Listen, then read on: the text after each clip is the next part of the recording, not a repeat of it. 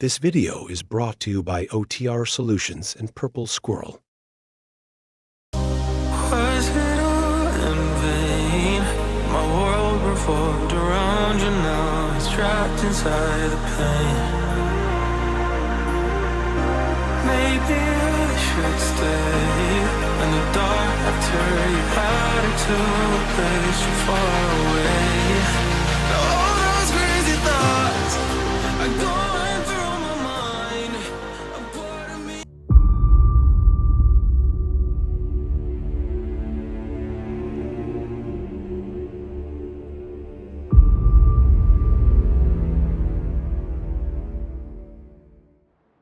After a long night, the next morning came fast. No time to waste. Alex and the crew jumped in the car and drove straight to the gym. But this wasn't just about lifting weights. Inside, they caught up with a guy from the trucking industry talking about business, grinding, and what it takes to stay ahead. Well, what's up, bro? What's up, man? Here with Sam, the fleet manager guy. We used to work together. He's in fleet maintenance. Gonna talk more about the fleet manager side of things. If you want to introduce yourself. As you know, my name is Sam. As people know me in the fleet business, Sinisham is my real name. I've been the fleet manager here in Serbia for about, let's say, 7 years now. And I could say that I was one of the first guys to start doing fleet here in Serbia, where I traveled to Chicago a couple of times, and basically all my knowledge I gained with the mechanics in the shop, right? So First-hand experience. Yeah, first-hand experience. So basically, whatever kind of a breakdown we had, I would just, write them all down, make a list. Then when I would travel to Chicago, then basically just knock them off as I go. Go into the shop, ask the mechanic, what's this, what's that, how do you deal with that? Hook up a GoPro to my head, make some, exactly. Make some first-hand content with the GoPro make some right videos, on the forehead. because a lot of times you just need some basic videos, like if a driver doesn't know how to replace a headlight bulb, which by surprise. Which sounds easy, but it is might easy, not be but for a some lot of people. drivers don't know how to do it, right? So I'm like, here's a video that I made, how to do that, how to replace a wiper arm, how to, just some easy basic stuff, step-by-step stuff. because how to check if you're out of fuel, right? Because guys don't. So basically, just that simple stuff, and then I would also go into the more complicated videos for fleet training over here in Serbia. Now, when we worked together, you were running a team, so you've Yes. obviously been in the manager position. You've been through this for years. Yeah. You've managed teams to do this. And we used to work together, and when my trucks would break, I'd go into his office, and I'd ask him, realistically, are we gonna get that load? Are we gonna fix the truck? And he would give it to me straight, like, probably not, bro. Your truck's gonna be down. Tell the broker, let's get ahead of it. All right, let's hit the sets, bro. Yeah. Let's hit the sets. Hit the sets, 2 sets, bro, and Yes, come sir. back, dude.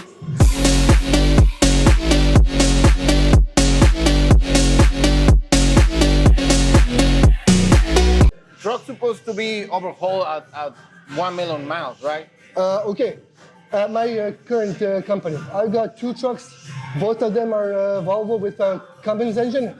Both trucks are over 1 million miles.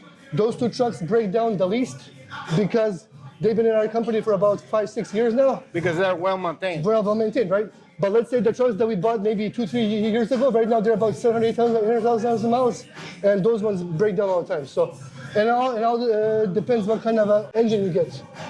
What's the best engine for you? Cummins. Cummins. is the Cummins, best. you're not gonna go better with that. Just please do not buy Packard. No Packard. Stay away from Packard. Very, very bad experience. So obviously you're operating a fleet here in Serbia, right? Yes. You guys are currently maintaining how many trucks? Around, let's say 50. 50 trucks. Any owner operators? Yeah, there is owner operators, but I usually don't like to get mixed too much in their breakdowns, because a couple of really unpleasant experiences led to that.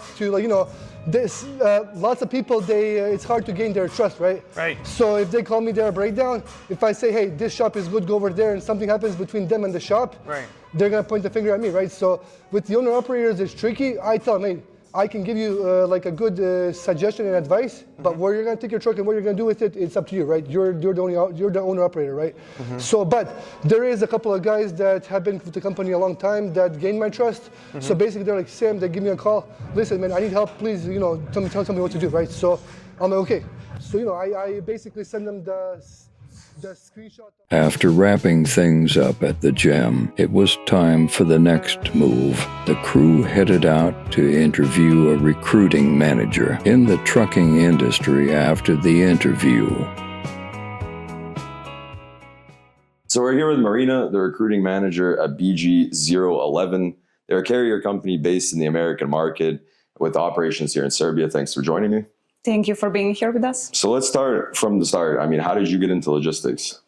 To be honest, I was in college for transport and traffic engineering, so I was kind of always in that kind of stuff, and I wanted to learn more about it.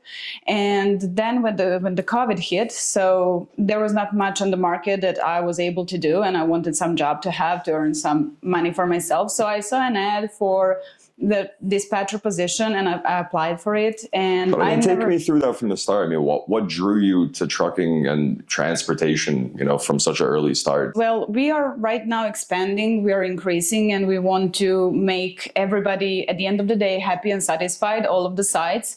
We are having the drive-ins, the semi-trucks with the drive-in trailers. We have the box trucks, and right now we have the containers. So we are the company that is full service almost. Yes. And we want to maintain the safety side, and we want to maintain for the drivers to be happy at the end of the day. That is the most important part, because they are behind the wheel. So when they are happy, we are happy. And when they are coming home safe and bringing money home, that is what is important. You mentioned you guys are scaling, but we all know the past 2 years, maybe even 3 years has been, not very great for the carrier side of things. I mean, what have you guys been doing to be able to scale maybe in the down market as carriers? Well, to be honest, everybody felt the downside of the market. But when I can say that we are all holding here like a family, and we are all aware that we are working for the one main goal, and we are not going one against each other. So we are also taking care of the drivers, and we wanted to make them be satisfied, and we have the dedicated lanes for them, which is also the most important part, that they know that they can rely on that dedicated lanes every day, and they are never going to stay without a load and being empty and waiting for something. No, of course. So we are also giving them loads in advance, and we can pre-plan their weeks and everything, so they can know that they're going to be happy, and at the end of the week that they're going to... Take me through the dedicated lanes part. Obviously, you guys are not a mega carrier. You don't have 1,000 trucks in the fleet. How have you guys secured dedicated freight being a smaller operation? It is the service. It is the service that is important. We, because we also have the good communication with the drivers, they are tending to have the represent you guys well out on the road. And because we are taking care of them, they also want to give it back and take care of us. So it's the service that is important. I'm here with my friend. Can you introduce yourself? Yeah. Hello, my name is Mark. I work for BG011. And you're a dispatcher, right? Yeah, I'm an intermodal dispatcher. Yeah, so the typical day starts basically with you need to track all of the containers and shipments that you have in a route.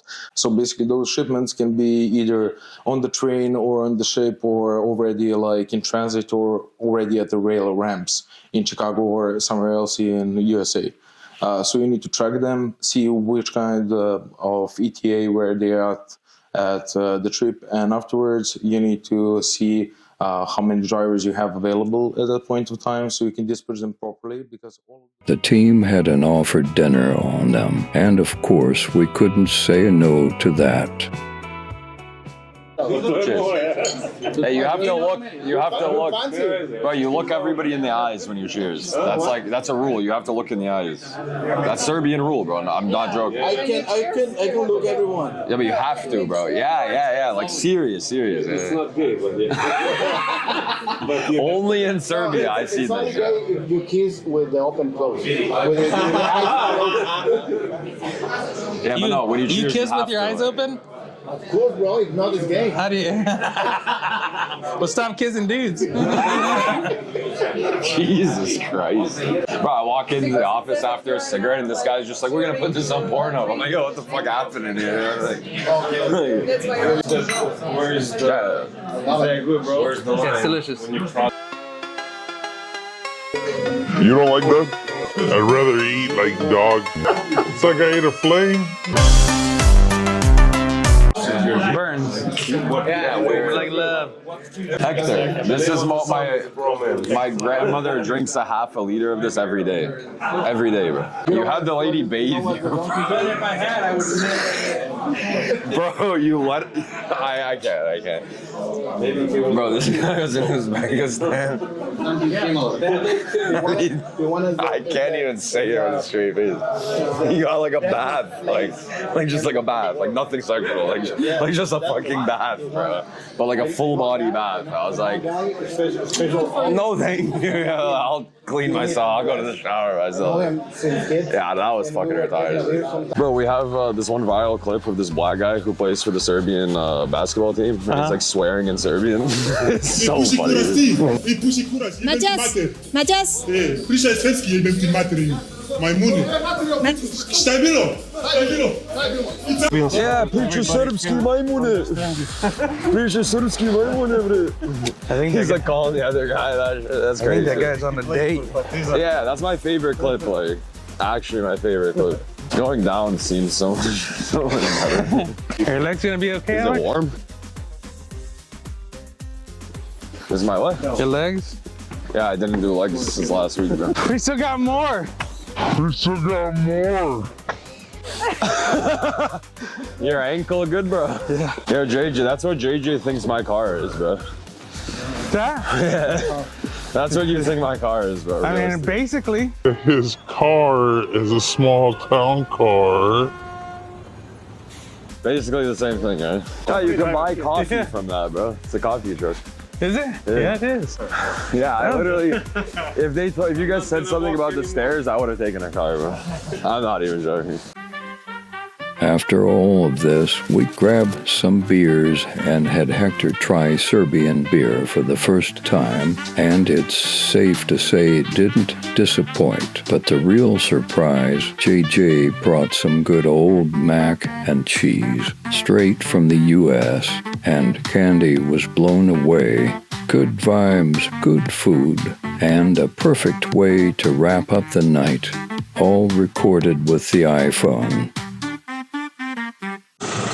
So we got JJ making fun of my car, and on top of making fun of my small car, we've got JJ telling me I don't know how to park, and now to park, he's driving away. That's how he's gonna park the car. Because what he's gonna do is come the easiest possible way and walk over here, and then he's just gonna fucking pull in, isn't he? Of course that's what he's doing, because he's a lazy prick, and he thinks he's good at driving, but he's actually just working smarter and not harder. And yeah, exactly. Right.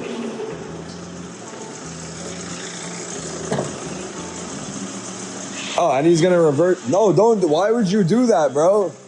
Why would you, bro? Just pull in. What if somebody parks here? They're not gonna get out. He was almost smart. Like, he actually almost did that. He was almost smart, bro. He was almost smart. I mean, he had it. Like, he had the idea, but he fucked it up right at the end. So actually, in the end, he's stupid, bro. So, look, he's not gonna make it. He's not gonna make it, bro. So in the end, he actually fucking sucks at driving, bro. In the end, he's actually terrible. Like, he still thinks he can't make it. He still thinks he can't make it. Look at this. Look at this guy, bro. Look at this. Look, this is the worst parking I've ever witnessed, bro. JJ is the worst driver in Serbia, bro. Bro, that was the worst driving I've ever seen. What do you have to say for yourself? Easy peasy. What do you have to say for yourself? Easy peasy, bro. All right, let's do a taste test, bro.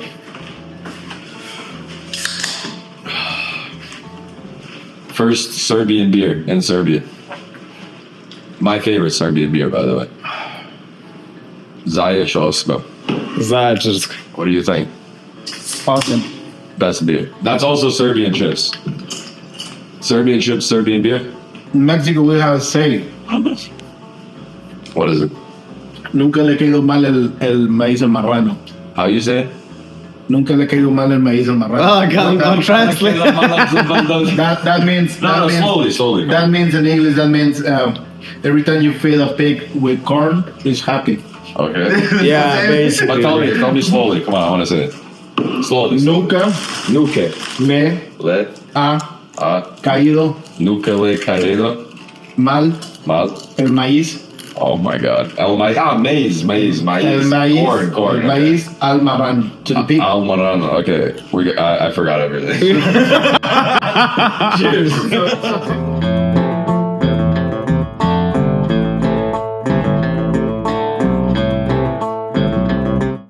Fuck. Bro, what is in our fridge, bro? What is in the yo, JJ? Be quiet. Bro, what is that? A bitches? No, bitches. It's just a man's bare ass. Yeah, did you put that there? No, bro. Fuck off, bro. Nah, I don't know. I didn't put that there. I didn't put it there, bro.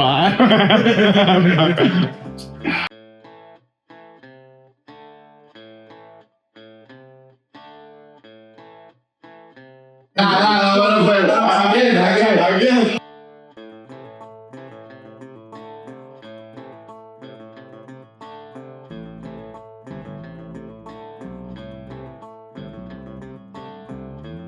He's wrong.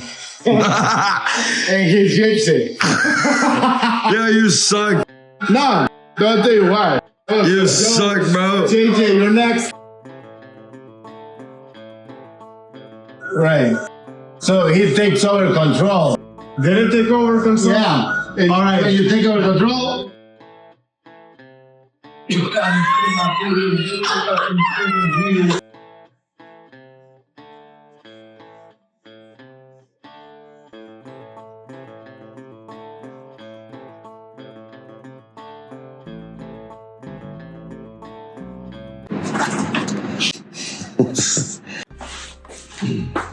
You can tell me about it.